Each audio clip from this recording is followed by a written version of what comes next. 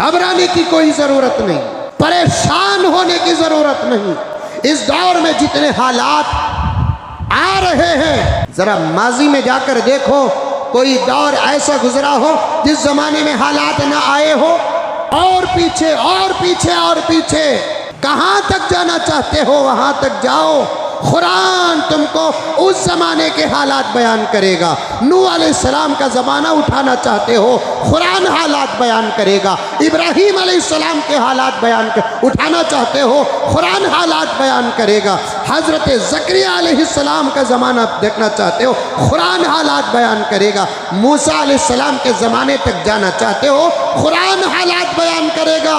ईसा अलैहिस्सलाम के ज़माने तक जाना चाहते हो, कुरान हालात बयान करेगा। कौन सा ऐसा नबी है जिसके ज़माने में हालात ना आए?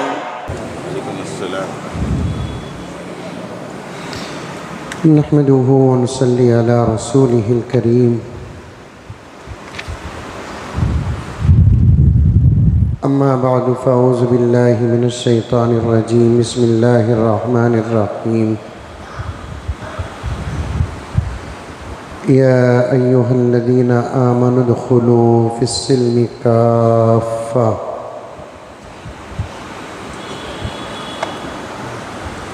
वला तत्तबिऊ ख़ुतवातिश शैतान इन्नहु लकुम अदुव्वुम मुबीन। वक़ाल अज़्ज़ व जल्ल फ़ज़्कुरूनी अज़्कुरकुम वश्कुरूली वला तकफ़ुरून। या अय्युहल्लज़ीना आमनु इस्तईनू बिस्सब्रि वस्सलाह इन्नल्लाहा मअस्साबिरीन। वला तक़ूलू लिमन युक़्तलु फ़ी सबीलिल्लाहि अमवात बल अहयाउ वलाकिन ला तशउरून। वलनब्लुवन्नकुम बिशैइन मिनल खौफ़ि वल जू'i व नक़्सिन मिनल अमवाल वल अनफुसि वस्समरात वबश्शिरिस साबिरीन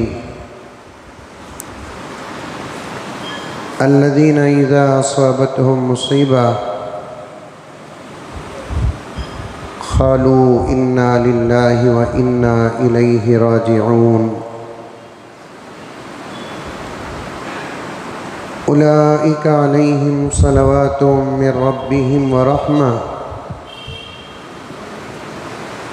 व उलाइका हुमुल मुहतदून।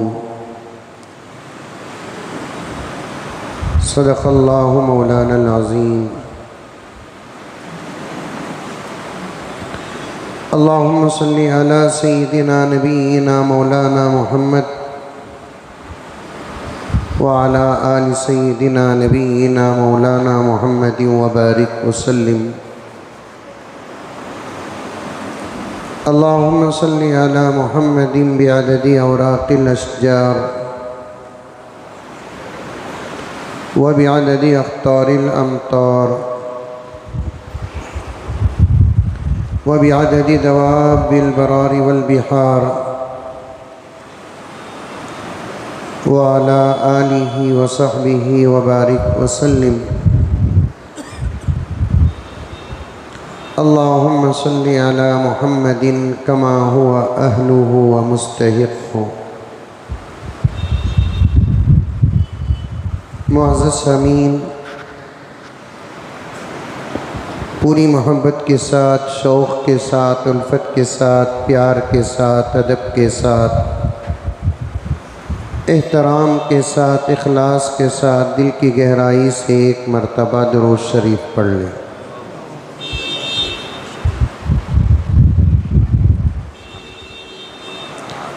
अल्लाह तबारक व तआला का करम हुआ, एहसान हुआ, फ़ज़ल हुआ।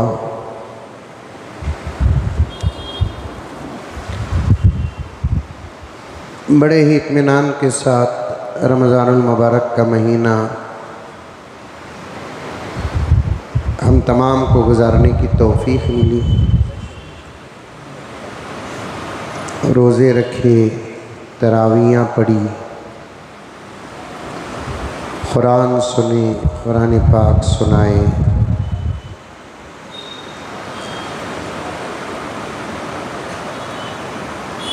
पूरे महीने की इबादत के बाद अल्लाह तबारक व तआला अजर का जो दिन तय करता है उसे ईद कहते हैं।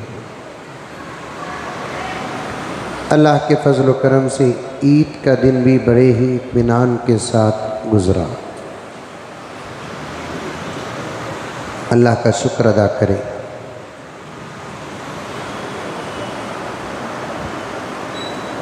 जब बंदा अल्लाह तबारक व तआला का शुक्र अदा करता है, अल्लाह तबारक व तआला उससे राज़ी होते हैं। सिर्फ राज़ी ही नहीं होते, अल्लाह तबारक व तआला नेमतों में इजाफ़ा फरमाते हैं।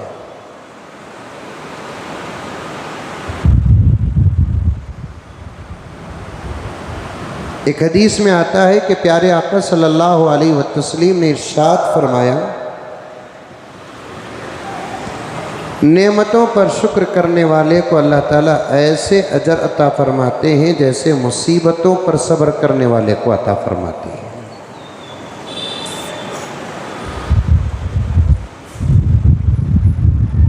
जैसे जैसे अल्लाह तबारक व तआला का इबादत का हक़ है, वैसे वैसे इबादतों को उन मौक़ों पर हम तमाम को करना चाहिए।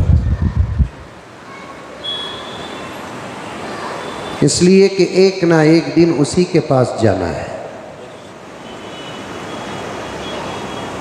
वो हमारा अल्लाह है, वो हमारा माबूद है, वो हमारा मसजूद है, वो हमारा खालिक है, वो हमारा मालिक है। और वही अपने फजल से हम तमाम को पैदा किया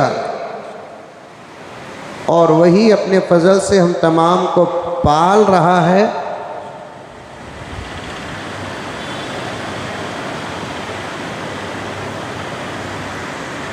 और वो जब हम उसके पास जाएंगे,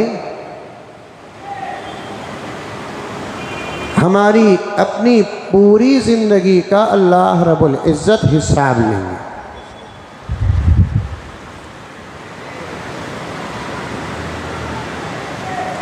जब वो हिसाब लेने पर आते हैं,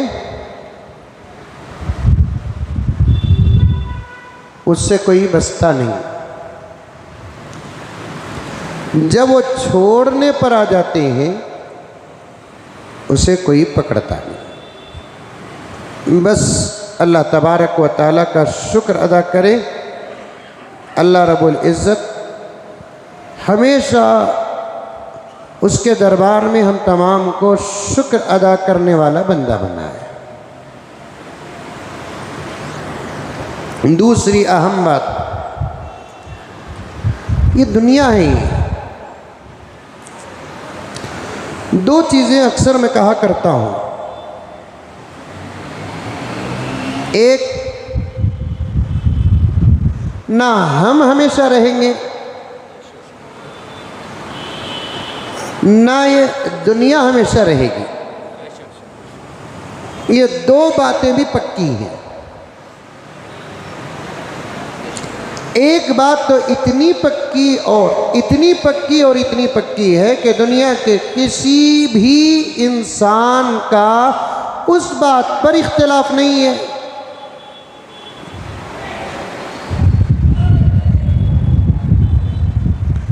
एक वाक़िया मुक़द्दमे में बोलता हूँ अपनी बात को और याद रखने के लिए, समझने के लिए।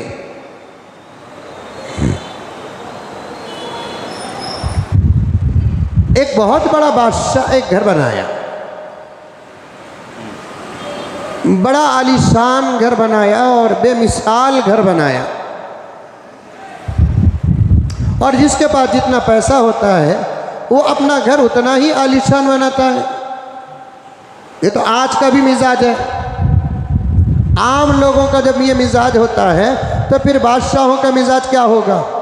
ये नहीं कि इस ज़माने ही में डेकोरेशन है, इस ज़माने ही में फैशन है। हर दौर में तरक्की थी उस दौर के हिसाब से। हर दौर में तरक्की थी उस दौर के हिसाब से। एक बेहतरीन घर बनाया बादशाह, बेमिसाल घर बनाया। और इफ्तिताह का जब वक्त आया तो बादशाह ने पूरे इलाके को आम दावत दी। देते नहीं देते हम लोग भी घर बनाने के बाद। हमारे बेंगलोर के माहौल में घर पूरा मुकम्मल होने के बाद जो दावत देते हैं उस दावत का नाम घर ठंडक। बोलते नहीं मामू? क्या बोलते अकरम उसे? अरे बोलो ना। घर ठंडक। इससे पहले घर गर्म था क्या? घर गर्म नहीं था, घर बनाने वाला गर्म था। कि तो अखराजात आते हैं तो दिमाग खराब होता है। अब वो दावत का जब इंतज़ाम किया, पूरे इलाके को जब दावत दिया, दावत में एक ऐलान भी कर दिया, मेरा पूरा घर देखे, खाना वहाँ जाकर खाए मैदान में, और जो मेरे घर में किसी किस्म का ऐब बताएगा, कमी बताएगा, मैं उसे इनाम दूंगा। इसका मतलब ये है कि एक से बढ़कर एक इंतज़ाम किया है। मैं ज़्यादा तफसील में जाना नहीं चाहता क्योंकि आगे मुझे बढ़ना भी है। जो मेरे घर के अंदर ऐब बताएगा मैं उसे एक से बढ़कर एक इनाम दूंगा, बेहतरीन इनाम दूंगा। अब लोग जब आए तो दो मकसद लेकर आए, एक दावत था उनका मकसद और दूसरा ऐब तलाश करके बादशाह को बयान करके इनाम लेना। हजारों जमा हुए लेकिन एक ऐब न पकड़ सके। अब जरा सोचो कि घर कितना आलीशान रहा होगा।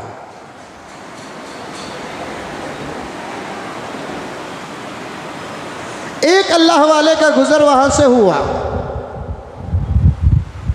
उसने एक जबरदस्त हुजूम को देखकर मालूम किया कि ये हुजूम क्या है, ये हंगामा क्या है, ये इज्तिमा क्या है, ये फंक्शन क्या है। किसी ने कहा कि शायद तुम मुसाफिर मालूम होते हो। इस इलाके के बादशाह ने एक ज़बरदस्त महल तैयार किया और आज उसका इफ्तिताह है, पूरे इलाके को दावत है। मज़ीद बादशाह ने कहा कि मेरे घर और महल के अंदर जो ऐब बताएगा उसे इनाम देगा। तो पूरे लोग दो मकसद लेकर आए, एक मकसद खाना खाना और दावत खाना है, और दूसरा मकसद क्या है कि ऐब बयान करके इनाम लेना है। अल्लाह वाले ने पूछा, किसी ने ऐब बयान किया तो उस अल्लाह वाले मुसाफिर को लोगों ने कहा सुबह से शाम हो गई, लोग खा रहे हैं और महल और घर देख रहे हैं, अब तक एक ऐब भी नज़र नहीं आया। अल्लाह वाले ने कहा सब के सब अंधे हैं, इतनी दूर से मुझे दो बड़े ऐब नज़र आ रहे हैं और तुम करीब जाकर तुमको एक भी नज़र नहीं आया।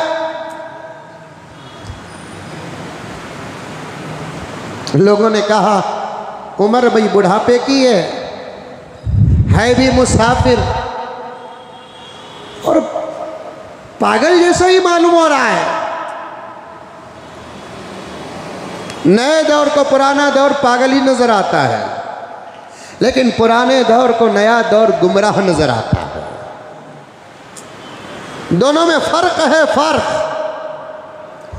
नए दौर को पुराना दौर पागल नजर आता है, पुराने दौर को नया दौर गुमराह नजर आता है। हमारे सब जितने बूढ़े हैं दीवाने दीवाने, पागल पागल, भोले भोले जैसे नजर आते हैं, जबकि वो अपने दौर के ज़हीन लोगों में से थे। कहा कि पागल क्या, अच्छे अच्छे इंजीनियर आ गए, अहले नज़र आ गए, दूर रस निगाहें रखने वाले आ गए, एक ऐब सुबह से न मिल सका, करीब जाकर दीवार के करीब जाकर, सुतूनों के करीब जाकर, आसाइश के करीब जाकर, हुस्न के करीब जाकर एक ऐब नजर नहीं आया, और तो बहुत दूर खड़ा है और यहां से तुझे दो ऐब नजर आ रहे हैं। अरे भाई साफ साफ नजर आ रहा है दो बड़ा ऐब। तो लोगों ने पूछा अरे क्या बताओ, बूढ़ा बड़ा होशियार था, उसने कहा इनाम तो मुझे लेना है,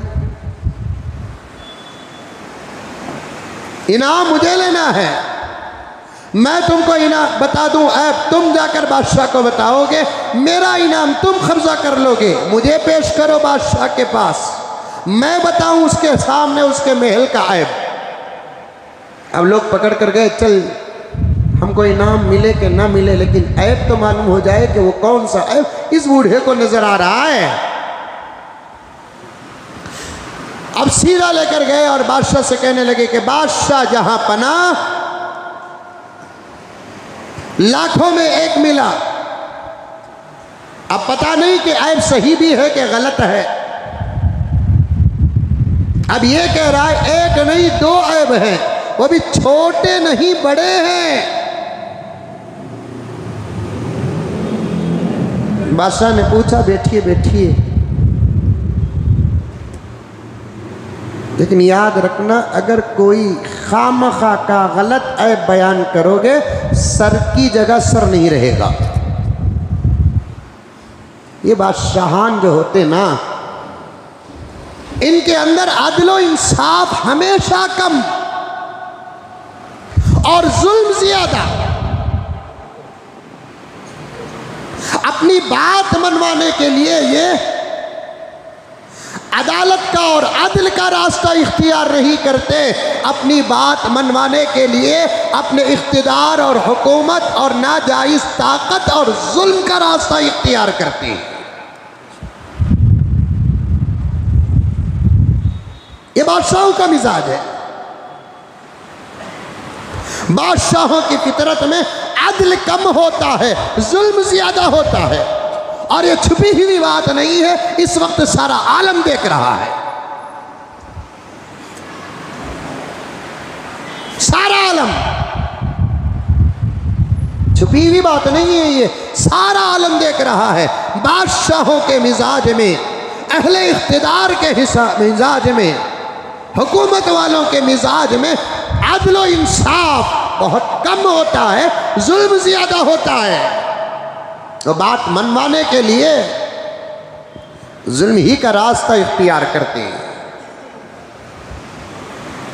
बादशाह ने कहा उस बूढ़े से, अल्लाह वाले से, साहिब फिरासत और अहले नजर से कहा, ऐब बताने आए हो जरूर बताओ, ऐलान मेरा था, लेकिन याद रखना ऐब माकूल हो तो कबूल होगा, इनाम भी मिलेगा, वरना सर की जगह सर नहीं रहेगा।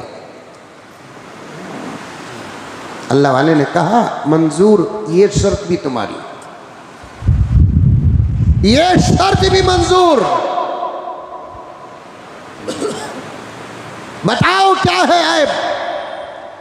बादशाह तुम्हारे घर में दो बड़े ऐब हैं। पहला ऐब ये है कि इस घर में तुम हमेशा नहीं रहोगे,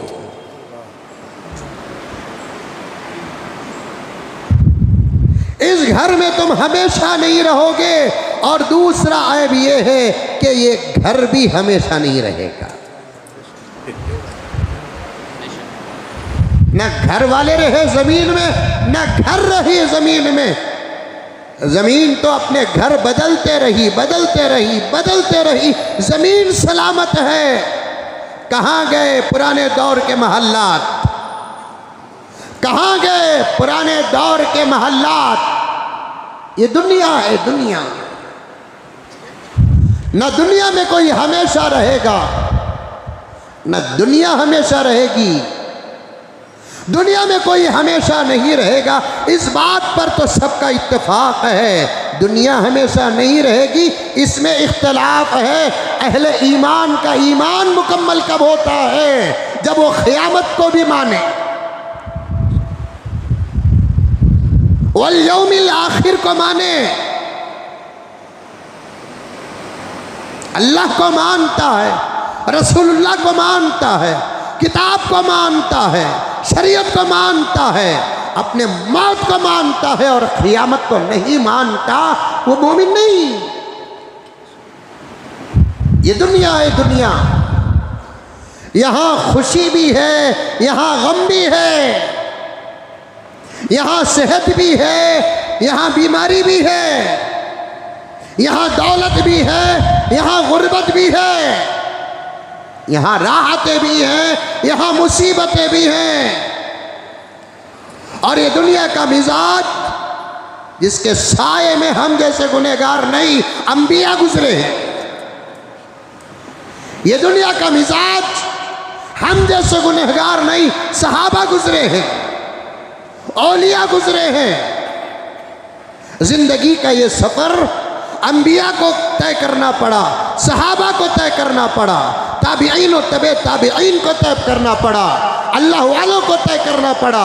और एक बात भी है, अल्लाह का जो होता है उस पर दुनिया में इम्तिहानात बहुत ज़्यादा आते हैं। अहले ईमान जो होते हैं उन पर दुनिया में इम्तिहानात बहुत ज़्यादा आते हैं। अल्लज़ीना इज़ा असाबतहुम मुसीबा वलनब्लुवन्नकुम बिशैइन मिनल खौफि वल-जू'i व नक़्सिन मिनल अम्वालि वल अनफुसि वत-थमरात। ये दुनिया का मिजाज है। अल्लाह को मानने वालों के लिए अल्लाह तबारक व तआला इम्तिहानात बहुत ज़्यादा लेते हैं। क्या नबी पाक सल्लल्लाहु अलैहि वसल्लम पर हालात नहीं आए? अरे आए नहीं आए, वो भी 13 साल जबरदस्त हालात आए प्यारे आका सल्लल्लाहु अलैहि वसल्लम पर।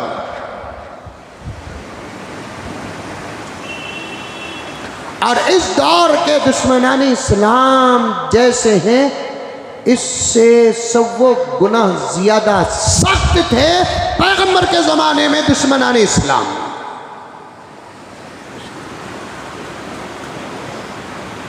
और वो पैगंबर के ज़माने में हालात आए, अगर हाथ उठा देता वो नबी तो फिर दुश्मनों का लम्हे में सफाया हो जाता। वो पैगंबर के ज़माने में हालात आए जिसकी मदद के लिए हमेशा फरिश्ते तैयार खड़े रहते थे। वो पैगंबर सल्लल्लाहु अलैहि वसल्लम के ज़माने में हालात आए,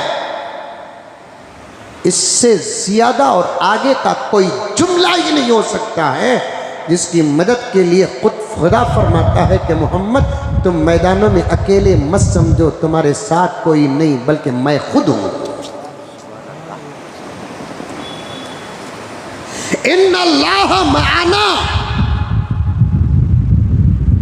अल्लाह के नबी फरमाते हैं हमारे साथ अल्लाह है। हालात आते रहेंगे, घबराने की कोई जरूरत नहीं, परेशान होने की जरूरत नहीं। इस दौर में जितने हालात आ रहे हैं, जरा माजी में जाकर देखो, कोई दौर ऐसा गुजरा हो जिस जमाने में हालात ना आए हो। और पीछे और पीछे और पीछे, कहां तक जाना चाहते हो वहां तक जाओ। कुरान तुमको उस जमाने के हालात बयान करेगा। नूह अलैहिस्सलाम का ज़माना उठाना चाहते हो, कुरान हालात बयान करेगा। इब्राहीम अलैहिस्सलाम के हालात उठाना चाहते हो, कुरान हालात बयान करेगा।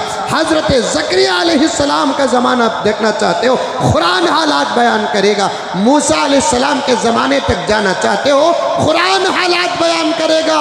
ईसा अलैहिस्सलाम के ज़माने तक जाना चाहते हो, कुरान हालात बयान करेगा। कौन सा ऐसा नबी है जिसके ज़माने में हालात ना आए?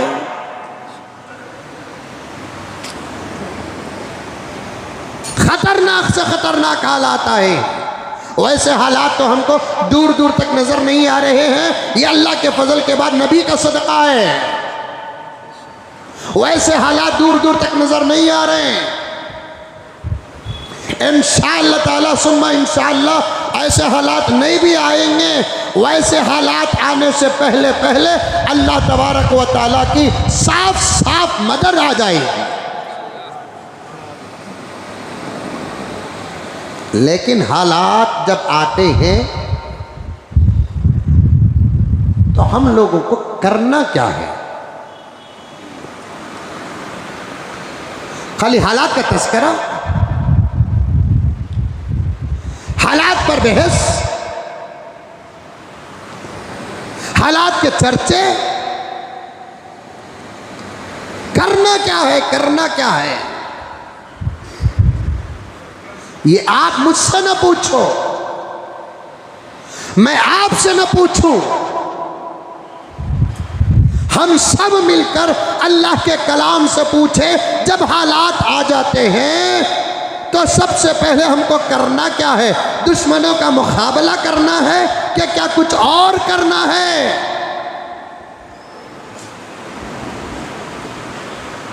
इस पर जहन किसी का नहीं जा रहा, इस पर जहन किसी का नहीं जा रहा है। हाथ उठाओ, उंगलियां उठाओ, रिकॉर्डिंग छोड़ो, जहन में रिकॉर्ड करो, दिमाग में रिकॉर्ड करो। एक एक नौजवान से मुल्क के, एक एक मुसलमान से मुल्क के, एक एक मर्द से मुल्क के, एक एक औरत से मुसलमान और मुल्क के, मैं साफ साफ कहना चाहता हूँ, दिलों में रिकॉर्ड करो, जहनों में रिकॉर्ड करो, तवज्जो के साथ सुनो। खाली हालात के चर्चे, हालात की बहसें, करने वाले काम अगर न करें तो फिर हालात का इलाज नहीं होगा।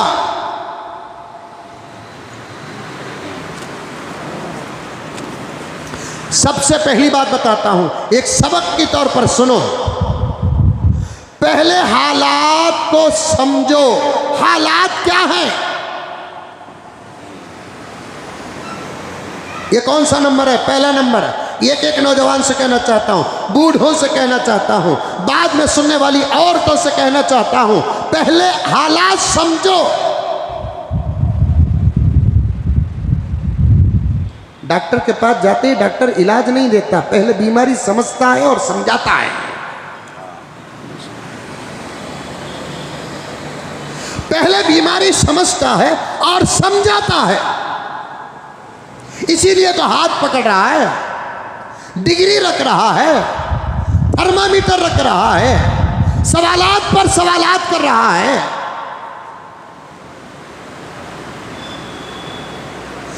जिस्म पर हालात आ जाए, घर पर हालात आ जाए, माहौल पर हालात आ जाए, तिजारत पर हालात आ जाए और दूसरी चीजों पर हालात आ जाए, मुसलमानों सबसे पहले हालात को समझो। क्या है मसला? ये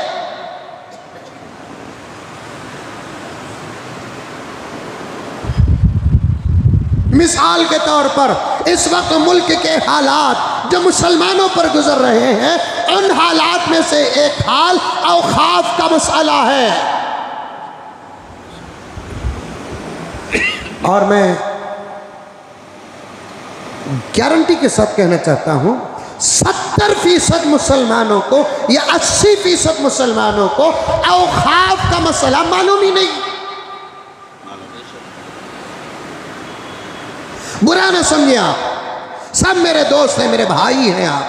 आप सामने बैठे हुए हैं। मैं बाहर जुमे के बाद जाकर बात साबित न करूं, शिवाजी नगर जाकर बात साबित न करूं, किसी और शहर जाकर बात साबित न करूं, किसी और गांव को जाकर बात साबित न करूं।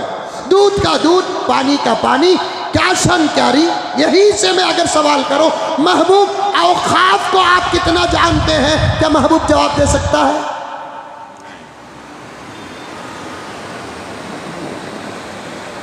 बादशाह से मैं सवाल करूं, उम्र 50 साल है, भारत में पैदा हुआ है और तकरीबन 1 साल से इस मसले को सुन रहा है। क्या अब तक मालूम हुआ कि औखाफ क्या है?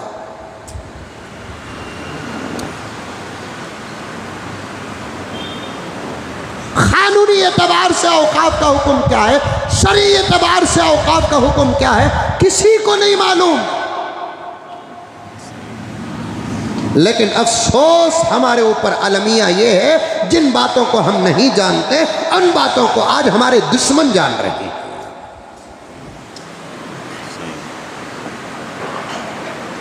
जिन बातों को हम नहीं जानते उन बातों को आज हमारे दुश्मन जान रहे हैं। और हमारा और एक अलमिया सुनो, हमारा और एक मसला सुनो। तवज्जो चाहता हूं इमाम साहब से।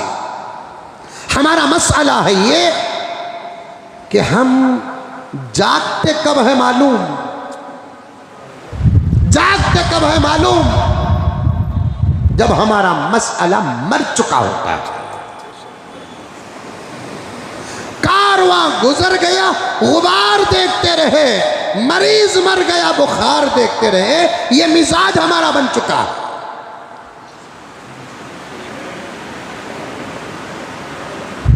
बर वक्त जागते भी नहीं और बर वक्त जगाते भी नहीं। और मुझे माफ फरमाए, जगाने के लिए अगर कोई जैद बकर अमर मिस्टर XYZ तैयार भी होता है तो जागने के लिए आप भी तो तैयार नहीं होते। छोड़ो हजरत, ये तमाम बातों की क्या जरूरत है इस वक्त।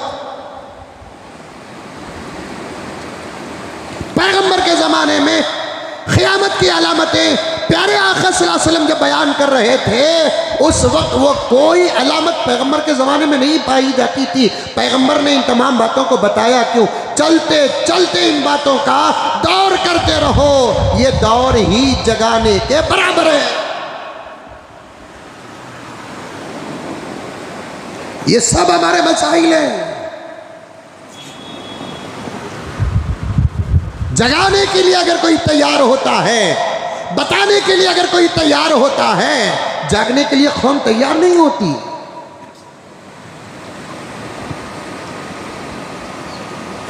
किसी अहम मसले को सामने रखकर अगर ये आजिज या कोई और मौलाना पीर के दिन मगरिब की नमाज को आ जाए, फला मसले पर इंशाअल्लाह ताला खुलकर बात होगी, आती है कौन? तुम्हारा हाल है ये, तुम्हारी मजबूरी है ये। फिल्मों को जाते हो तुम, गपशप करने के लिए पार्कों को जाते हो तुम,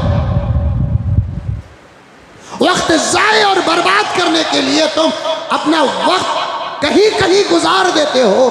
जागने के लिए मंजिल मकसूद में अगर बुलाया जाता है, तुम में से 1% आने के लिए तैयार नहीं होता।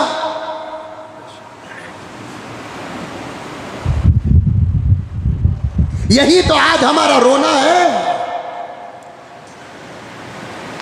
यही तो आज हमारा तड़पना है।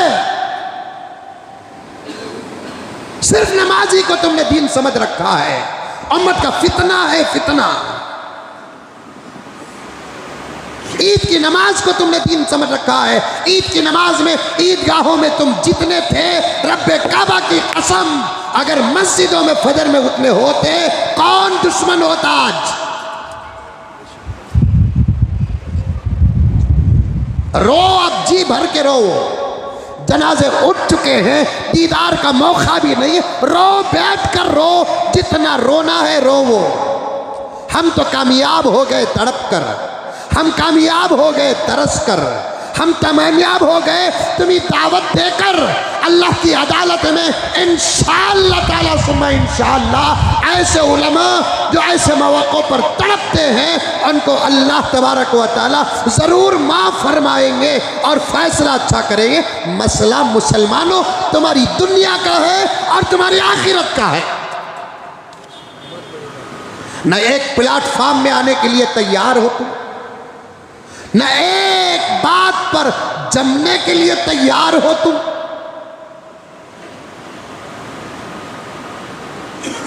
बस जो हो रहा है हो रहा है। ज़हरल फसाद फिल बर्री वल बहरी बिमा कसबत ऐदिन नास की तुम तफसीर बन चुके हो, तफसीर बन चुके हो, तफसीर बन चुके हो। अंदलुस के बाद, तातारियों के दौर के बाद, बगदाद के बाद, तुर्किस्तान के बाद इस वक्त का मुसलमान मुल्क का इस आयत की तफसीर बन चुका है।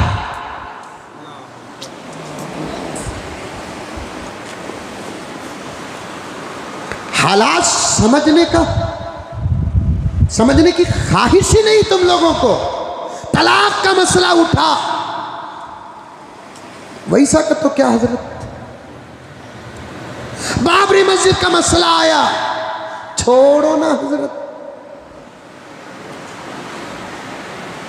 कैसे कैसे मसाइल में मुसलमान गफलत में डूबा पड़ा है। अब औकाफ का मसला तकरीबन 1 साल से चल रहा है। मौका आया हमारे हाथ, मौका आया हमारे हाथ। और मैं साफ डंके की चोट में कहता हूं, आज के बाद मुझ पर जो हालात आ जाए, मैं समझूंगा मेरी जुबान की कबूलियत है। न उम्मत जागने के लिए तैयार हुई, न जगाने का हमारे पास निजाम और निसाब तैयार हुआ। जरा सुन बड़ा, न उम्मत जागने के लिए तैयार हुई, न उम्मत को जगाने के लिए हमारे पास निजाम और निसाब तैयार हुआ। हमारे हालात से हमारे दुश्मन वाकिफ हैं। इन लोगों का जोश वक्ती है, वक्ती। सहाबा की तरह इस वक्त उम्मत के अंदर इस्तिकामत नहीं है, ताबिईन की तरह इस वक्त उम्मत के अंदर इस्तिकामत नहीं है, तबे ताबिईन की तरह इस वक्त उम्मत के अंदर इस्तिकामत नहीं है। आज दुश्मनों को इस बात का एहसास हो चुका है। पूरे 9 महीने के, एक ज़बरदस्त 10 महीने के इस मसले के तहत में हमने पूरे मुल्क के अंदर 4 ही बड़े एहतिजाजी जलसे मुनक़िद किए। एक दिल्ली, दूसरा पटना, तीसरा करताल, चौथा बेंगलोर। 29 रियासतों का रिजल्ट है।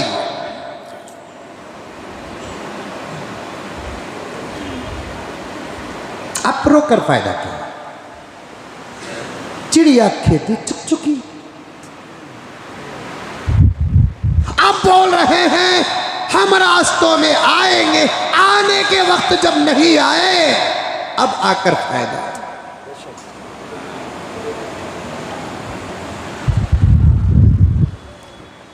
अब हमारी सब बातें हवा हवा, हम हर एतबार से छोटे हैं।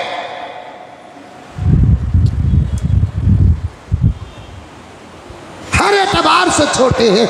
जिस जात पर भरोसा करके 9 महीने का वक्त मिला, बीच में शब बारात मिली, बीच में रमज़ान मिला, रमज़ान में ताक़रातें मिली, बहुत बड़े आफर मिले, उसे राज़ी करने के बजाय नतीज के पीछे पड़े थे। नायडू पर भरोसा था, वअलल्लाहि फल्यतवक्कलिल मुतवक्किलून से हट चुके।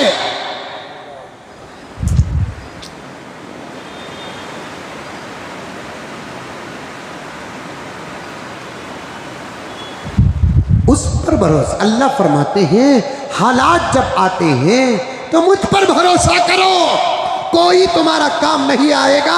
मैंने ताक़रात में शायद कहा या किसी जलसे में रमज़ान मुबारक के कहा, ये दौर वो दौर है, बाप काम नहीं आता, माँ काम नहीं आती, शौहर काम नहीं आता, बीवी काम नहीं आती, और तुम किस पर भरोसा कर बैठे हो?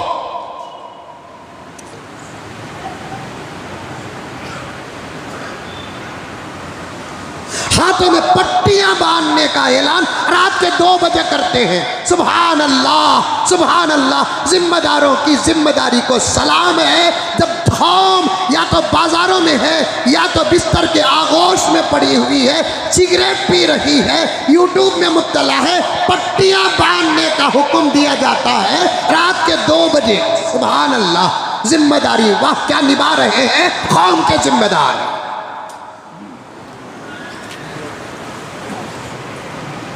ईदगाहों में काली पट्टियां बतौर एहतिजाज के बांध कर जाने का ऐलान होता है। कब?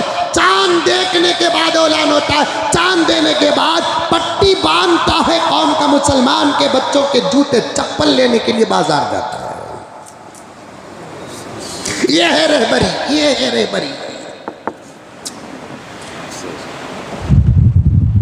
गुज़िश्ता जुम्मातुल विदा के मौके पर पट्टियां बांध कर जाने का ऐलान पूरे मुल्क में होता है। जुमेरात की इशा के बाद रात के 12 बजे 11 बजे क्या मालूम, मैं पूछा भाई पट्टी कहाँ, पट्टी क्या पट्टी हजरत?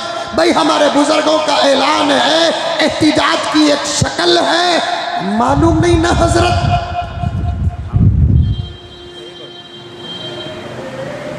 ये है अदा, ये अदा हो रही है जिम्मेदारियां।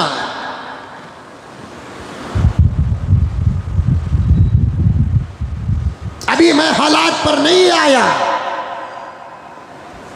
सिर्फ तुम्हारी हमारी हालत बता रहा हूं।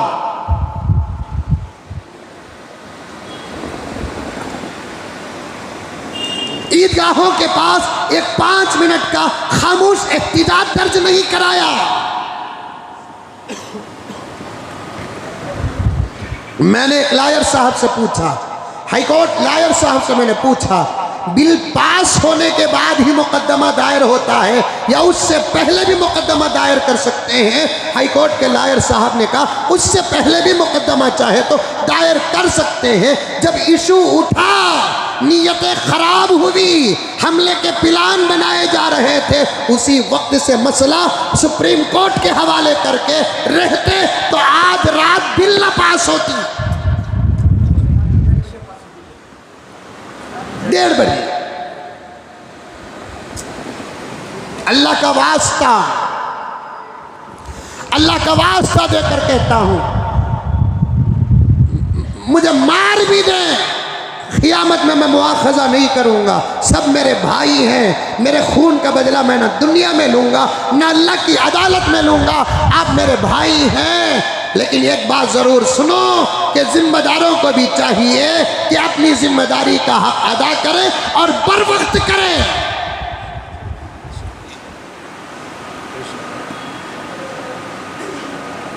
और जितने जलसे हुए उन जलसों में एक मौलाना अरशद मदनी के अलावा मौजू पर बात तक बराबर नहीं हुई। क्या खाक जलसे।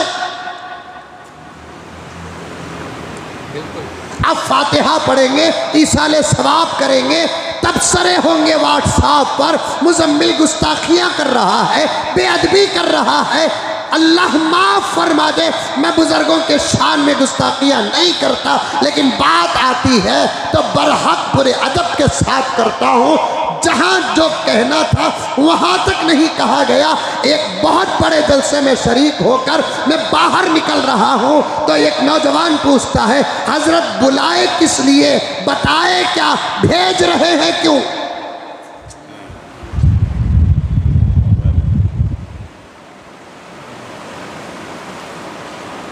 ये हाल है। आटा भी वैसा, रोटी भी वैसी, पकाती भी वैसा। अभी तक 80% लोगों को औखाफ नहीं मालूम। कुछ लोग हैं बिल के पास होने की तायीद कर रहे हैं। भाई हर दौर में जिस्म फरोश लोग भी थे तो ईमान फरोश लोग भी थे। हर दौर में जिस्म फरोश लोग भी थे, ईमान फरोश लोग भी थे। सलाहुद्दीन अय्यूबी का या टीपू सुल्तान शहीद का एक खौल भी है, जब अपने ही गद्दार हो जाते हैं तो मैदान में शेरों के पैर भी उखड़ जाते हैं।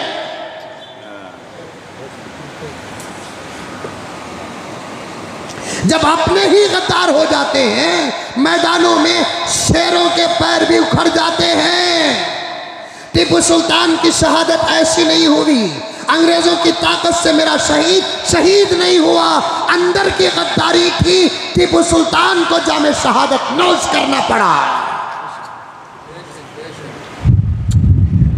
सिराजुद्दौला के दौर में मसला हल हो जाता था, लेकिन अंग्रेज की वजह से सिराजुद्दौला हारा नहीं, अंदर की गद्दारी थी।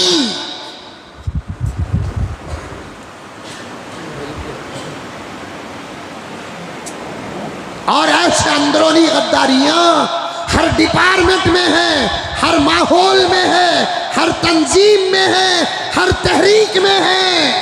और वजह क्या बताऊं हजरत वाला, तवज्जो चाहता हूं, आप मेरे बड़े हैं, तवज्जो चाहता हूं। अंदर गद्दारी कब पैदा होती है मालूम? जब लायक लोगों के हाथ में इख्तिदार नहीं जाता, लायक लोगों के हाथ में मसनदें नहीं जाती, लायक लोगों के हाथ में कुर्सियां नहीं जाती, तो माहौल गद्दारी में मुब्तला हो जाता है।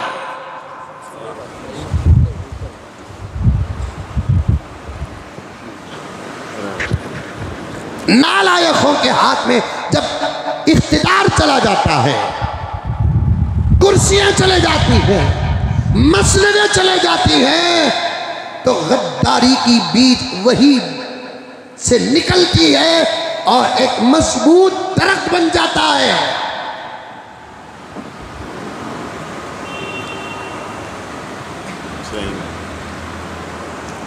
एक छोटी सी मिसाल देकर आगे बात पढ़ाऊं मैं आपको। जैसे ही हमल की इत्तला मिलती है, उसी वक्त से अगर इलाज शुरू होता है तो बच्चे सलामत पैदा होते हैं। जब मसाइल की इत्तला मिलती है, इलाज बर वक्त हो जाए तो नतीजे सलामत निकलते हैं। खाली बोलते रहे, बोलते रहे, बोलते रहे, अब बोल रहे,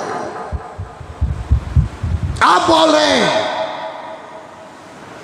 निफाक जिन लोगों का आना था आ गया, और नतीजा निकलने से पहले ही वाज़ेह था।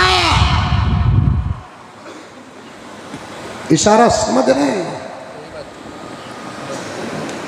खुदा मेरे वक्त में बरकत दे। नतीजे वाज़ेह थे, नतीजा निकलने से पहले कि किस तरफ वोट कितने पड़ने वाले हैं और किस तरफ वोट कितने पड़ने वाले हैं, नतीजा जाहिर था। गर्ज जब हालात आते हैं, तवज्जो से सुनते जाएं आप, जब हालात आते हैं पहले हालात मालूम करो। हालात, उसका पॉजिटिव पॉइंट भी मालूम करो, नेगेटिव बात, मुस्बत पहलू भी मालूम करो, मनफी पहलू भी मालूम करो, उसकी जाती हकीकत मालूम करो। औखाफ शायद बताया हूं, फिर बताना चाहता हूं, अब भी कुछ नहीं हुआ। जहां फैसले खत्म होते हैं वहां गुलामान मोहम्मद की दुआ का असर शुरू होता है। सब छोड़े या कुछ पकड़े, पकड़ने वालों का शुक्रिया, छोड़ने वाले वो तो पहले से छूटे हुए हैं, अब भी मायूस नहीं। ला तक़नतू मिन रहमतिल्लाह। मुसलमानों बदलने की सख्त ज़रूरत है, मुसलमानों बदलने की सख्त ज़रूरत है। कहाँ बदलता है मुसलमान? नौजवान गफलत में पड़ा हुआ है, हमारी जवान लड़कियां गफलत में पड़ी हुई है, मस्जिदों के जिम्मेदार गफलत में पड़े हुए हैं और इलाकों के जिम्मेदार गफलत में पड़े हुए हैं, ये एक दूसरे की खुशामद में पड़े हुए, जिसे खुश करना उसे खुश नहीं कर रहे, जिसके रास्ते पर चलना उसके रास्ते पर नहीं चल रहे, जिसके सामने हाथ बांधना उसके सामने हाथ नहीं बांध रहे, जिसके सामने रोना उसके सामने नहीं रो रहे, मसाइल जिसके सामने रखना उसके सामने नहीं रख रहे हैं। अब भी कोई परेशानी की बात नहीं है। ऐसे हालात आए, मक्के में आए, हालात बदले के नहीं बदले, मदीने में आए, हालात नहीं बदले के नहीं बदले, उमर पर हालात आए, बदले के नहीं बदले, उस्मान पर हालात आए, बदले के नहीं बदले, अली पर हालात आए, बदले के नहीं बदले, वही करबला का मैदान है, हुसैन पर हालात आए, बदले के नहीं बदले। तारीख़ बगदाद उठा कर देखो, तारीख़ ईरान उठा कर देखो, तारीख़ अंदलुस उठा कर देखो, तारीख़ कुस्तुनतुनिया उठा कर देखो, तारीख़ हिंदुस्तान उठा कर देखो, अरब के हालात उठा कर देखो, शाम के हालात उठा कर देखो, फ़लस्तीन के हालात उठा कर देखो। ये हालात दुनिया है। वतिलकल अय्याम नुदाविलुहा बैनन्नास, ये दुनिया के हालात बदलते रहेंगे, कभी इधर कभी उधर। मकसूद और राज मेरा रब जानता है। इम्तिहान हमारा ले रहा है। अल्लाह ताला जब इम्तिहान लेते हैं, अल्लाह ताला जब सवाल करते हैं, सवाल करने से पहले जवाब दे देते हैं, मेरे बंदे मैं ये सवाल करूँगा, तू सिर्फ ये जवाब दे दे, उसके बाद मदद मेरी तेरे साथ रहेगी, तेरे दुश्मनों के साथ नहीं रहेगी। मैंने 1000 मरतबा इस आयत को पढ़कर हिंदुस्तान के मुसलमानों को तसल्ली दी है, सारे आलम के मुसलमानों को तसल्ली दी है। कुरान पाक की आयत अभी अभी करीब में तरावी में पढ़ी गई, अभी अभी करीब में तरावी में सुनी गई, पढ़ी गई। बात तो सही है, सुनी गई कितनी सही कितनी गलत, आप मुहासबा करो, आप मुहासबा करो। जो सुने हैं सलाम है, जो सुने नहीं उन पर अफसोस है, अफसोस है। कुरान छोड़कर तुम कभी कामयाब नहीं होंगे, नमाज छोड़कर तुम कभी कामयाब नहीं होंगे, हलाल छोड़कर तुम कभी कामयाब नहीं होंगे, हया व शर्म छोड़कर तुम कभी कामयाब नहीं होंगे, अल्लाह और उसके रसूल का दामन छोड़कर तुम कभी कामयाब नहीं होंगे। पागलों, दीवानों, अहमकों, पागलों, दीवानों, अहमकों, सियासी लोगों का दामन थामने से पहले अल्लाह का दामन थाम लो। जिसके पीछे तुम पड़े हो उसका दामन थाम लो, वो तुम्हारे पीछे पड़ जाएगा। नहीं समझ में आती बात, नहीं समझ में आती बात। ये हमारी ये बेहतरीन दर्द, ये बेहतरीन जुमले, ये अंदर की आहें हमारी तकरीर का एक निसाब बनकर रह चुका है। तुम्हारे इनकलाब का जरिया नहीं। अभी तुम उठोगे, मस्जिद, तमाम मस्जिदों में इस उन्वान पर बात है। अब फेरा डाल दिया गया है, किस मस्जिद में क्या उन्वान पर बात हो रही है। हुकूमत ने यह निज़ाम बना चुका है। मैं हुकूमत से कहना चाहता हूँ, तुम हमारे जिस्मों से जान तो निकाल सकते हो, लेकिन हमारी हक की आवाज़ को बंद नहीं कर सकते। हमारी आवाज़ को बंद करने का तुम्हारा जो प्लान है, ये प्लान बता रहा है तुम्हारा फैसला जुल्म पर मबनी है। तुम हक पर होते तो फिर हमारी जुबानों से न डरते। अरे हुकूमत तुम्हारे पास है, डिपार्टमेंट तुम्हारे पास है, मिलिट्री तुम्हारे पास है, पार्लियामेंट तुम्हारे पास है, चमचे तुम्हारे पास है। हमारे एहतिजाज से किस बात का डर है? हमारे रास्तों के एहतिजाज से तुमको किस बात का डर है? हम तो कुछ नहीं करते, सिर्फ एहतिजाज करना चाहते हैं, जेल भरो आंदोलन करना चाहते हैं। हम तुम्हारा दरवाज़ा खिटखिटाए भी नहीं और खिटखिटाएंगे भी नहीं। शेर मर जाएगा, कुत्ते का झूठा नहीं खाएगा। शेर मर जाएगा, कुत्ते का झूठा नहीं खाएगा। हमको मालूम है कि पार्लियामेंट तुम्हारे हाथ में है, लेकिन अदालत इंसाफ के हाथ में है। पार्लियामेंट पर तुम कब्जा कर सकते हो, मुल्क की अदालत पर तुम कब्जा नहीं कर सकते। हम कभी तुम्हारा दरवाज़ा नहीं खिटखिटाएंगे, हम खिटखिटाएंगे। हाई कोर्ट का दरवाज़ा खिटखिटाएंगे, सुप्रीम कोर्ट का दरवाज़ा खिटखिटाएंगे। सिर्फ अरशद मदनी के इस बयान पर इतनी परेशानी हुकूमत को क्यों हो रही है? महमूद मदनी के बयान पर इतनी परेशानी क्यों हो रही है? कौन सा ऐसा बयान दे दिया जिससे तुमको डर है? हमने तो सिर्फ अदालत का दरवाज़ा खिटखिटाने की बात की है, और अदालत किसी के बाप की जागीर नहीं है, ना ये हमारे बाप की जागीर है, ना ये तुम्हारे बाप की जागीर है। अदालत तो इंसाफ की एक मस्जिद कहो या इंसाफ की एक मंदिर कहो। तुम्हारे मजहब के एतबार से मंदिर है, हमारे मजहब के एतबार से मस्जिद है। अदालत के अंदर तो फैसला होता है वो मजलूमों के और हक पर होता है। इसमें इतनी भूचाल क्यों हो रही है? परेशानी क्यों हो रही है? कौन सा ऐसा कानून है जो आपने पूरे अमन अमान के साथ पास किया। कहते हैं औकाफ से गरीबों को फायदा नहीं पहुंचा, हम फायदा पहुंचाएंगे। ये दुश्मन कह रहे हैं औकाफ से गरीबों को फायदा नहीं पहुंचा, हम फायदा पहुंचाएंगे। ये जुमला रखकर आप औकाफ लेना चाहते हैं, फिर हम भी कह सकते हैं तुम्हारी हुकूमत से गरीबों को कोई फायदा नहीं पहुंचा, हुकूमत हमारे हवाले कर दो। गरीबों का फायदा कहां पहुंचा?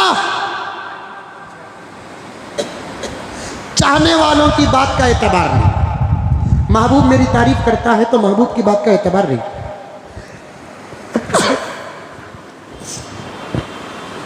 हकीकत बयान करना है। 2014 से तारीख शुरू करो या 1947 से तारीख शुरू करो, मुझे किसी से लेना नहीं, किसी से देना नहीं है। मैं सिर्फ मुल्क का हूं, किसी पार्टी का नहीं। इंसानियत के रिश्ते मैं हिंदू की बात भी करूंगा, सिख की बात भी करूंगा, ईसाई की बात करूंगा, दलित की बात करूंगा। इज्जत के रिश्ते मेरे साथ पैदा होने वाली जिस बहन की मैं बात करूंगा, जब बात इज्जत की आ जाती है, एक दूध की पैकेट पर इज्जत बेचने वाली उस बहन का दर्द भी रखूंगा। तुम कहते हो कि तुमको कोई समझने वाला नहीं है, हकीकत में इस मुल्क के मुसलमानों को और उलमाए किराम को समझने वाला कोई नहीं।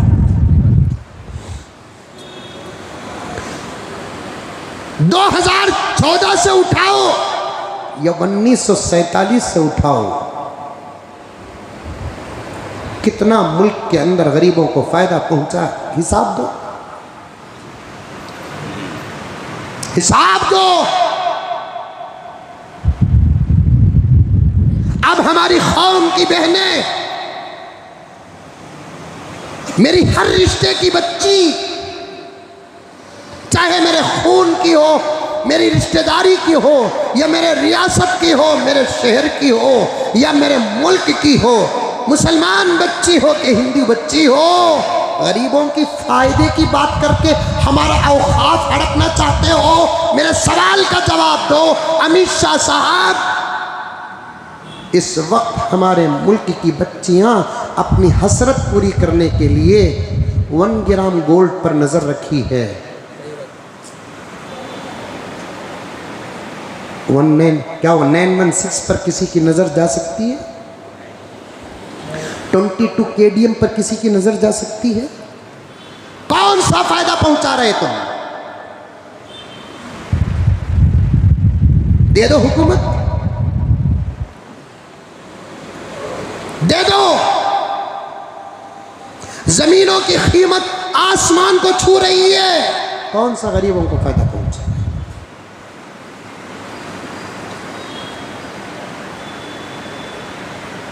ये प्याज और टमाटो की कीमत कभी कभी ऐसी बढ़ती है, खाना याद करे तो रोजा रख लेना पड़ता है।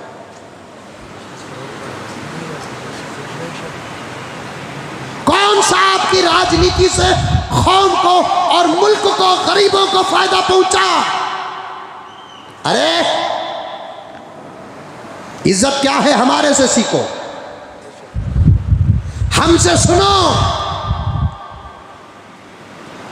मैं इशारा करता हूं, तुम समझो, आप भी समझो। मैं इशारा इसलिए कर रहा हूं कि इस आजिज़ की बात मेरी बहनें भी सुनती हैं, उनकी इज्जतों को ठेस पहुंचती है तो मुझे अच्छा नहीं लगता। लेकिन मैं बताना चाहता हूं, तुम क्या गरीबों को फ़ायदा पहुंचाते हो? तुम तो मुल्क के मशहूर शहरों के अड्डे बन करके उन महिलाओं की ज़िंदगी गुजारने का एक निज़ाम न बना सके।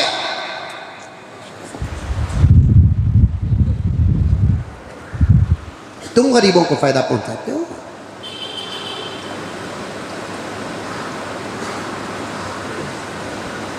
चावल की कीमत क्या है, दाल की कीमत क्या है, गैस की कीमत क्या है, शक्कर की कीमत क्या है, अब तो शक्कर की कीमत सुनकर तो बहुत सारे कहते हैं कि अच्छा हो जाए कि शुगर आ जाए।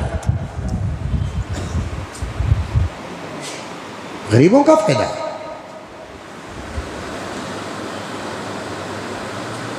और गरीबों का फायदा पहुंचाना है।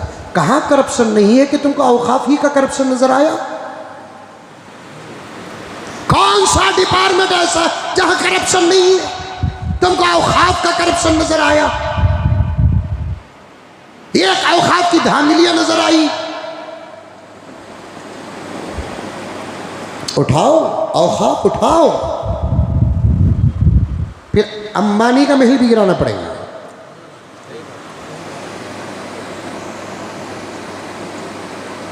हमारे औकाफ में अगर हुकूमत की कोई चीजें हैं, हमारे बड़े फैसला करेंगे। पब्लिक की अगर कोई चीज है, क्या फैसला करेंगे तुम? दरअसल औकाफ का हासिल करने के राजों में से एक राज अंबानी की प्रॉपर्टी बचाना है। ये बहस क्यों नहीं होगी पार्लियामेंट में? चलो इतनी ही हमदर्दी अगर औकाफ के बारे में है तो मैं एक मिसाल देना चाहता हूं। फैसले करना सीखो, बिल पास करना सीखो। हम हुकूमत नहीं करते, इमामत करते हैं, लेकिन हुकूमत का निज़ाम भी निसाब भी हमारे पास है। हम हुकूमत नहीं करते, खिताबत करते हैं। फटी हुई हसीरों में बैठकर पवित्र कुरान पढ़ाते हैं। हम माँ बाप से उतना नहीं डरते जितना हमको पैदा करने वाले अल्लाह से डरते हैं। तुम हमको लाख समझो, हम वही हैं जो हकीकत में हैं। हम अल्लाह के बंदे, मोहम्मद के गुलाम हैं। हम एक घुट पानी भी हराम पीना पसंद नहीं करते। इतने पाक हैं हमारे पेट, अल्हम्दुलिल्लाह।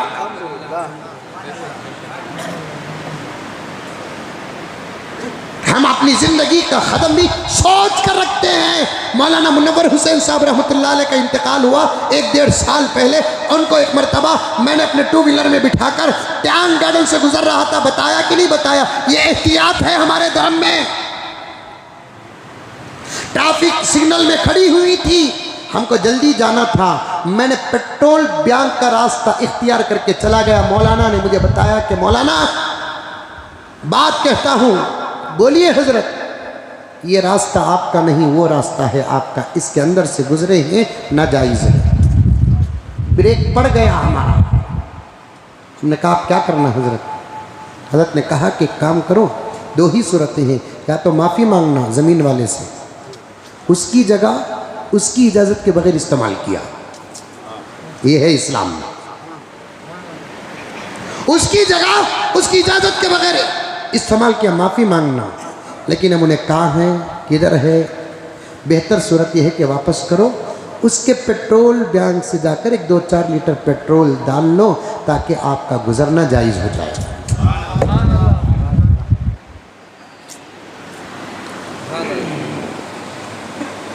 मैं बताने क्या चाहता हूं, हम इमामत करते हैं, खिताबत करते हैं, फटी हुई हसीरों में बैठकर सही या मसनदों में बैठकर पढ़ते और पढ़ाते हैं।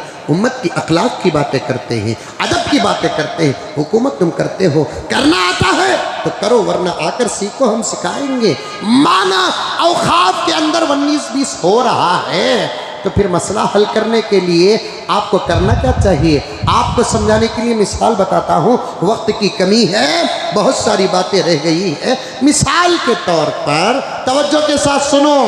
अकरम महबूब, इनू अकरम, ये रोटी या कोई चीज़, इन दोनों के दरमियान में इसका नुकसान हो रहा है। 2 मिसालें दूंगा, इन दोनों के दरमियान में इसका नुकसान हो रहा है।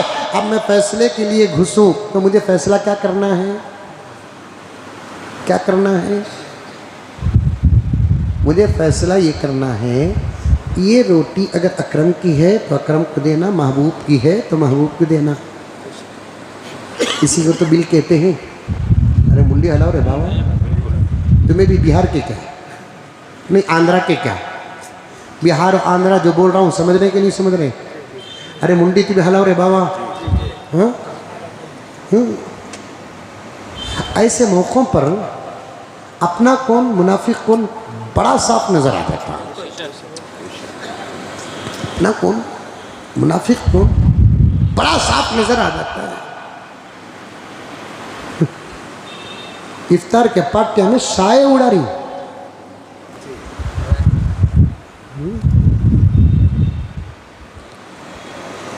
हमें एक आदमी को टोपी पहनाए, उन्हें पूरी कौम को टोपी पहनाया। आयत आयत बता रहा हूं, आयत, अभी डरना नहीं। ये हाथ जब मजबूर होकर उठते हैं ना, निकलने वाली दुआओं को फरिश्ते नहीं पहुंचाते, डायरेक्ट खुदा सुनते हैं। मुझे वो जुमला याद है जो डेनमार्क के खिलाफ शिवाजी नगर ग्राउंड में हजरत अमीर शरीयत अच्छा मुफ्ती अशरफ अली साहब रहमतुल्लाह अलैह की सदारत में जलसा हुआ। हजरत रियाजुर रहमान साहब रहमतुल्लाह अलैह की तकरीर का वो जुमला मुझे आज भी याद है, ऐ लोगों जुबान बंद कर लो, इसलिए कि आसमानों के दरवाजे खिटखिटाना सिर्फ हमको आता है।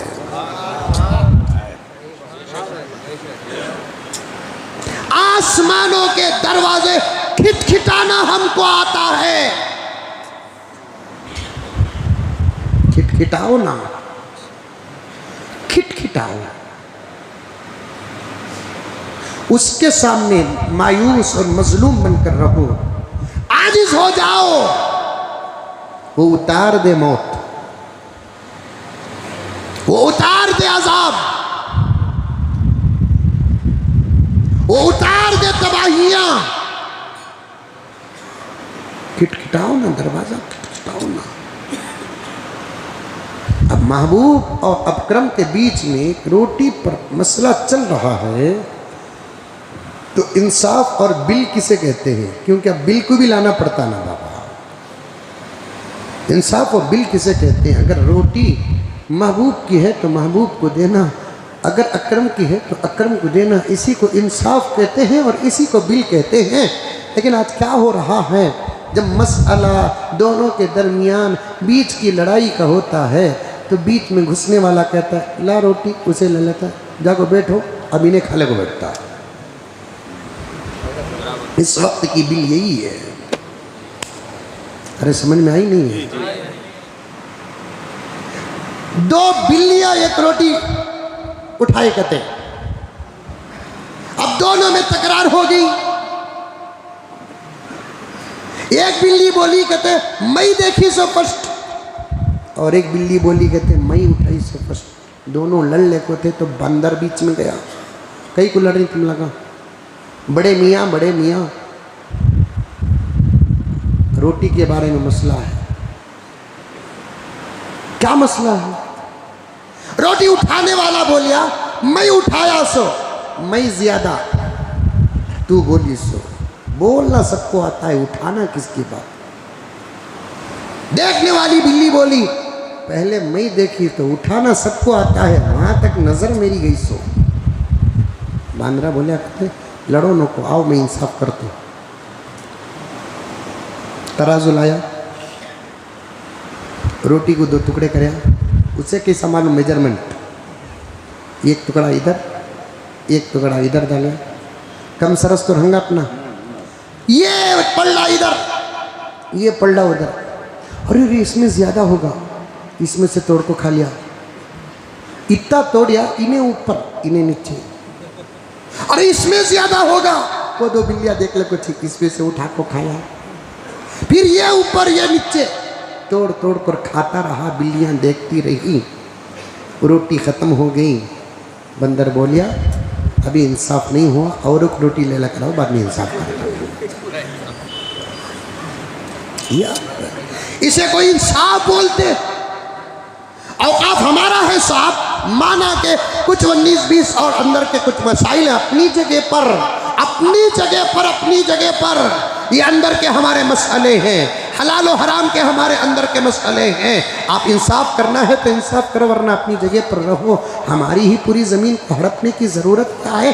अंदर के राज तुम्हारे जितना हम समझ सकते हैं उतना तो तुम्हारी औलाद नहीं समझेगी। मालूम है करम, इस किस्म का पिलान एक दौर में ज़मीन के एक मुल्क में हुआ जहां मुसलमानों की औकात थी, मस्जिदें थी, मदरसे थे, खानकाहें थी। डायरेक्ट दुश्मन मस्जिदों को बंद करना चाहा, मदरसों को बंद करना चाहा, खानकाहों को बंद करना चाहा, जबरदस्त कब्रिस्तानों की जगह को हड़पना चाहा। जब उसकी ताकत से बाहर हुआ, आज जैसे बिल पास हुई ऐसे ही जबरदस्त बिल उस जमाने में पास हुई। यहाँ पास करने वाले कोई और है, उस जमाने में पास करने वाले कम्युनिस्ट थे। यहाँ की मेंटालिटी भी वही, वहाँ की मेंटालिटी भी वही, यहाँ का मकसद भी वही, तवज्जो चाहता हूँ, वहाँ का मकसद भी वही, यहाँ का जुल्म भी वही, वहाँ का जुल्म भी वही, यहाँ का प्लान भी वही, वहाँ का प्लान भी वही। मैं ये बात साफ साफ कहना चाहता हूँ, इस वक्त की हुकूमत को औकाफ पर नज़र का मकसद दूसरा है, मस्जिदों पर नज़र पहला मकसद है, मदरसों पर नज़र दूसरा मकसद है, खानकाहों पर नज़र तीसरा मकसद है, कब्रिस्तानों पर नज़र चौथा मकसद है। उसके बाद औकाफ की ज़बरदस्त हमारी हज़ारों नहीं लाखों एकड़ ज़मीन पर नज़र है। वो डायरेक्ट मस्जिदों को कब्ज़ा करना चाहते हैं, मदरसों को कब्ज़ा करना चाहते हैं, खानकाहों को कब्ज़ा करना चाहते हैं, कब्रिस्तानों को कब्ज़ा करना चाहते हैं। लेकिन जब ये मसला उनकी ताकत से बाहर निकला और ये मकसद में वो लोग जब कामयाब नहीं हुए तो उन्होंने एक ज़बरदस्त प्लान, बड़ी ज़बरदस्त तारीख और मुताले के बाद हासिल किया। मुताला क्या था? कम्युनिस्ट दौर था, मगरिबी ममालिक में से एक मुल्क तुर्किस्तान था, वहाँ पर इन्होंने बिल्कुल ऐसी ही बिल पास की। तवज्जो चाहता हूँ, मुसलमानों गफलत से बाहर आओ। मैं जमीयत से कहना चाहता हूँ, सिर्फ कौम को बाहर करके अंदर बांटने का वक्त नहीं है, सबके साथ बाहर निकल कर आने का वक्त है, दिलों को साफ करने का वक्त है। पर्सनल्लाह बोर्ड को कहना चाहता हूँ, मैं तुम्हारा खादिम हूँ, तुम्हारी पगड़ियाँ वो टोपियाँ नहीं, जूते उठाने वाला खादिम हूँ। लेकिन मुझे साफ कहने दो, अब बयानबाजियाँ छोड़ो, क्या करना है करो, वरना कौम का जो नुकसान होगा इसके जिम्मेदार हुकूमत ही नहीं होंगी, तुम्हारी तहरीकें और तंजीमें भी होंगी। आपसी इख्तिलाफात को छोड़ो, अपने अपने मसलक पर रहो। ये उंगली भी मेरी है, ये उंगली भी मेरी है, ये उंगली भी मेरी है, ये उंगली भी मेरी है, ये अंगूठा भी मेरा है, गर्चे के अलग अलग अलग हैं। कभी ऐसा वक्त आता है एक उंगली से नहीं उठाया जाता तो सबको मुत्तफिक होना पड़ता है। जब मुत्तफिक हो जाते हैं, जो एक कांटा नहीं उठा सकते, बहुत वज़न उठाने की ताकत इनके इत्तेफाक में खुदा ने रखा है।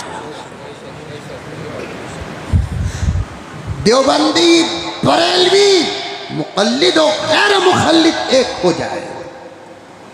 जमीयत, मिल्ली काउंसिल, मुस्लिम पर्सनल्लाह सब एक हो जाए, पूरे अमन और अमान के साथ एक ज़बरदस्त हमको कार्रवाई करके हम लोगों को एक नतीजे पर पहुंचना पड़ेगा।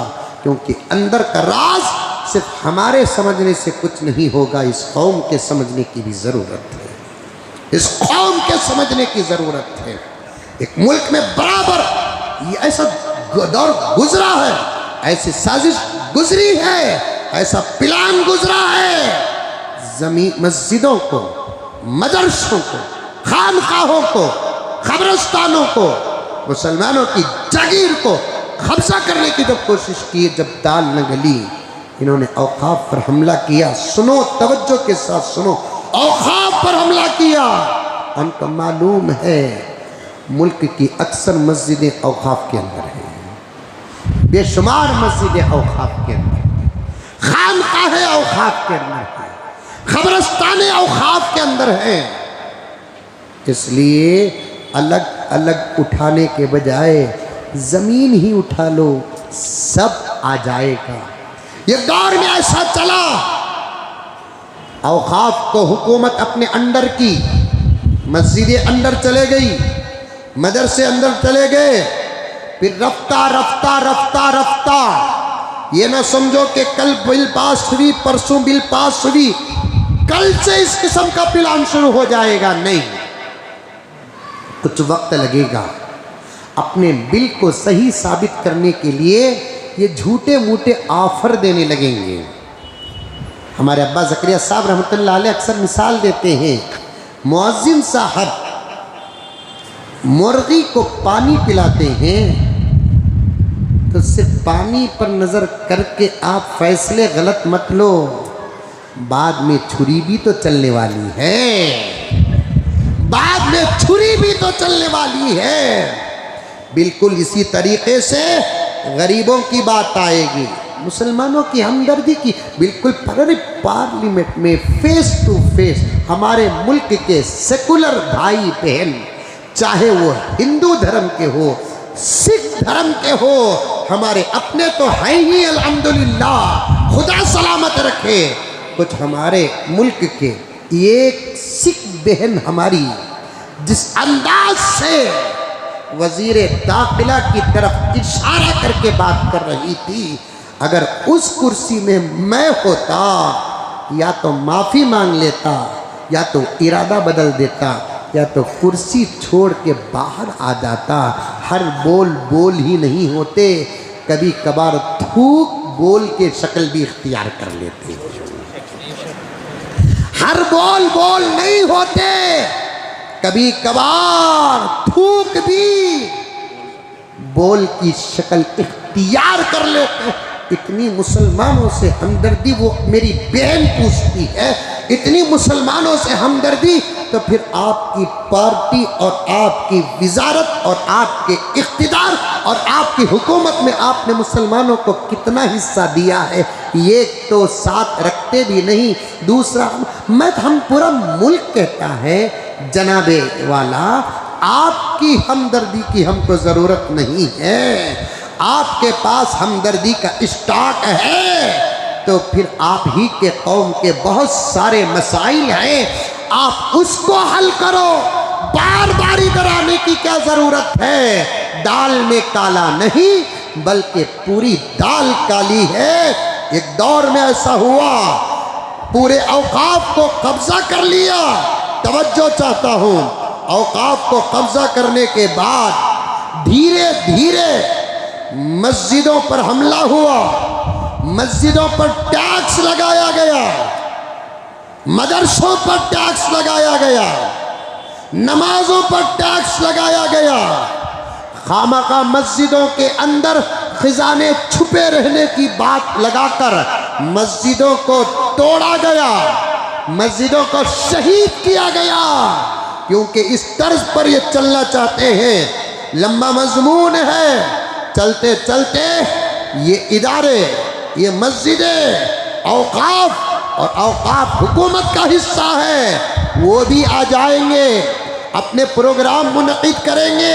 ऐसा दौर गुजरा है, कभी कभी ऐसा वक्त भी कम्युनिस्टों के दौर में आया जब औकाफ को उन्होंने कब्जा किया, मस्जिदों के अंदर उन्होंने अपने जलसे मुनक़िद किए और जलसा शुरू करने से पहले ऐलान लगाया, धर्म वाले लोग, इबादत करने वाले लोग बाहर चले जाए। उनको भेजकर मस्जिदों में रंडियों को नचवाया गया, शराब की महफिलें मुनक़िद की गई। उसी तर्ज को अपनाने की अंदरूनी एक साजिश है। बिल तो पास हो चुकी है, ये दुनिया की बिल है, ये एक बिल वहाँ भी पास होना है जो हमारा ईमान है, हमारा आस्था है, हमारा अकीदा है। इसके बगैर तो हमारा ईमान मुकम्मल नहीं होता। आज से कार्रवाइयाँ हमारे बड़े निज़ाम बनाकर शुरू करेंगे। मुसलमानों में समझाने के मसले को लाकर यहाँ पहुँचा हूँ। डरने की कोई ज़रूरत नहीं। नमाजों की पाबंदी करो, रोज़ाना दुआ करो, ला इलाहा इल्ला अंत सुब्हानका इन्नी कुन्तु मिनज़्ज़ालिमीन पढ़ा करो, सूरतुल मुज़्ज़म्मिल का विर्द करो, सूरतुत तगाबुन पढ़ा करो और पूरे सीधे रास्ते पर आ जाओ। वो जुमले को बाकी रखो, इंशाअल्लाह मौका रहेगा तो मैं आपके सामने बयान करूँगा। घबराने की ज़रूरत नहीं है, घबराने की ज़रूरत नहीं है। इससे ख़तरनाक दौर मूसा पर आया, गर्क कौन हुआ? फिरऔन हुआ। इससे खतरनाक हाल किस पर आया? इब्राहिम पर आया। तबाह कौन हुआ? नमरूद हुआ। खुदा ने इब्राहिम को बचाया। इससे खतरनाक हाल दाऊद पर भी आया, लेकिन जालूत तबाह हुआ, अल्लाह ने दाऊद को बचाया। इससे खतरनाक हालात मेरे नबी पर आए, अल्लाह तबारक व तआला ने नतीजा नबी को अता फरमाया। जहन्नम के घाट अबू जहल को उतारा, अबू लहब को उतारा, उतबा व शैबा को उतारा, दुश्मनान इस्लाम को उतारा। हमेशा मैं ये नहीं कहता कि इस्लाम की जीत हुई है, फलां की हार हुई है। इतना तो मैं डंके की चोट में कहता हूँ, हमेशा जीत हक ही की हुई है, हक की हुई है हमेशा जीत। बातिल कभी कभी भड़कता है, कातिल कभी कभी भड़कता है। बातिल के भड़कने को, हक के नतीजे को मेरे अल्लाह का कलाम फरमाता है, कुल जाअल हक़्क़ु व ज़हक़ल बातिल इन्नल बातिल कान ज़हूक़ा। हक भी आता है, बातिल भी आता है। बातिल दंदनाते आता है, बातिल पावर के साथ आता है, बातिल जुल्म की ताकत लेकर आता है, इख्तिदार की ताकत लेकर आता है, हुकूमत की ताकत लेकर आता है। और हमेशा तारीख उठाकर पढ़ो, सीरत उठाकर पढ़ो, और गुजरा हुआ दौर उठाकर पढ़ो, हमारे मुल्क की तारीख उठाकर पढ़ो। हक हमेशा बज़ाहिर कमज़ोर नज़र आया, बेयारो मददगार नज़र आया, निहत्ता नज़र आया, तादाद में कम नज़र आया, तादाद में कम नज़र आया। लेकिन अल्लाह तबारक व तआला जब भी कामयाबी अता फरमाया, इंशा ख़त्म अल्लाह की हक की कामयाबी फरमाया।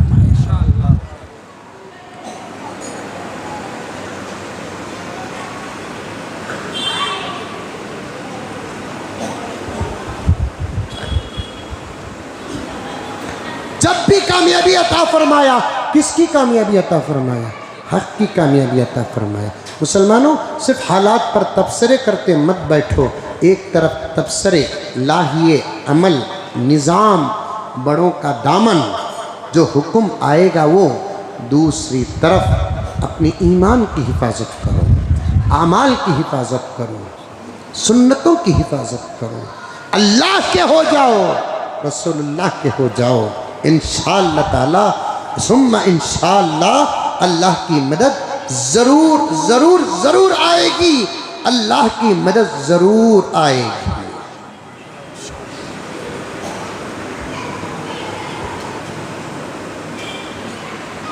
अल्लाह का वादा है, इन्ना लनंसुरु रुसुलना वल्लज़ीना आमनू मअहू फ़िल हयाति दुनिया व यौम यक़ूमुल अशहाद।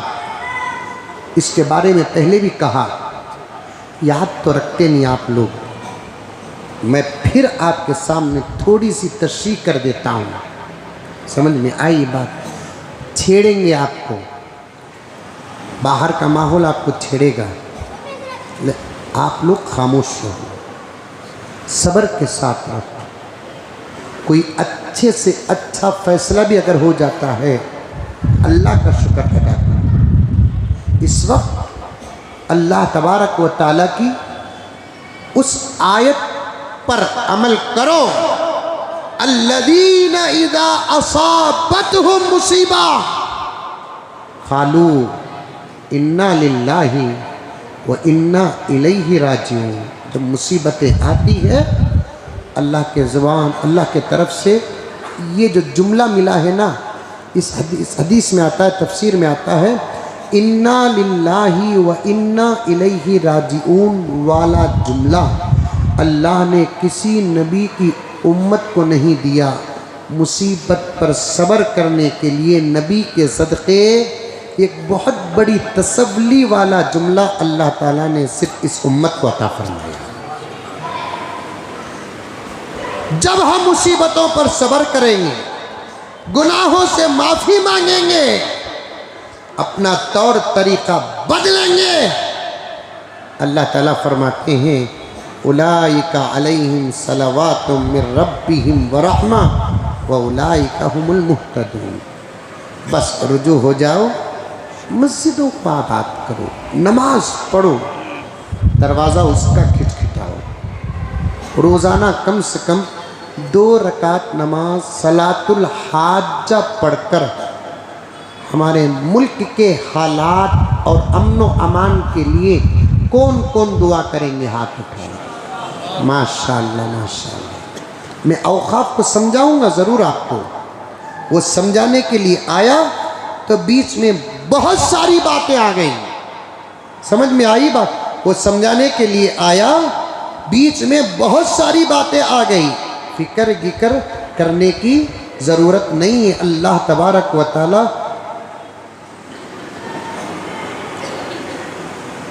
मदद फरमाएंगे। अल्लाह फरमाते क्या, इन्ना लनंसुरु रुसुलना वल्लज़ीना आमनु मअहू फिल हयातिद दुनिया। हम ज़रूर बिज़रूर मदद करेंगे, किसकी? रसूलों की। फिर किसकी मदद करेंगे? ईमान वालों की। हम ईमान वाले हैं कि नहीं हैं? अल्हम्दुलिल्लाह। वो भी मदद करने का वादा कौन कर रहे हैं? अल्लाह कौन है? अल्लाह कौन है? जिसके पास इतनी उतनी ताकत नहीं, पूरी कायनात की ताकत उसके पास है। यहाँ तो फैसले करने के लिए साल साल लग जाते हैं, जब वो इरादा करता है तो लम्हात में फैसले कर देता है, लम्हात में फैसले कर देता है।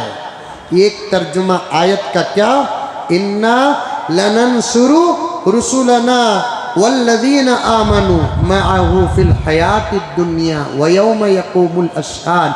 हम ज़रूर भी ज़रूर रसूलों की मदद करेंगे, ईमान वालों की मदद करेंगे। कहाँ? दुनिया में भी मदद करेंगे, आखिरत में भी मदद करेंगे। एक तर्जुमा और एक तर्जुमा सुनो। अल्लाह फरमाते हैं हम ईमान वालों की ऐसी मदद करेंगे जैसे रसूलों की मदद की है। हाथ दिखा, रसूलों की मामूली मदद हुई, अरे मामूली मदद हुई, वही दरियाए नील, वही मूसा का बनाया हुआ रास्ता अल्लाह के फजल से, लेकिन गुजर जाते हैं मूसा, गर्क हो जाता है फिरऔन। अल्लाह ताला ऐसा ही कोई कुदरत का एक करिश्मा इस वक्त सारे आलम में बता दे। इस वक्त हम बहुत दुखी हैं, लेकिन ज़्यादा दुखने की ज़रूरत भी नहीं है। इंशाअल्लाह अच्छे दिन ज़रूर आएंगे।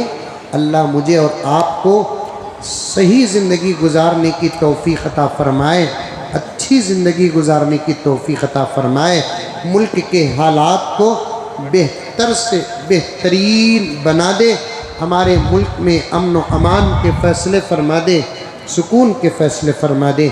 आमीन सुम्मा आमीन व आखिर दावाना अनिल हम्दुलिल्लाह।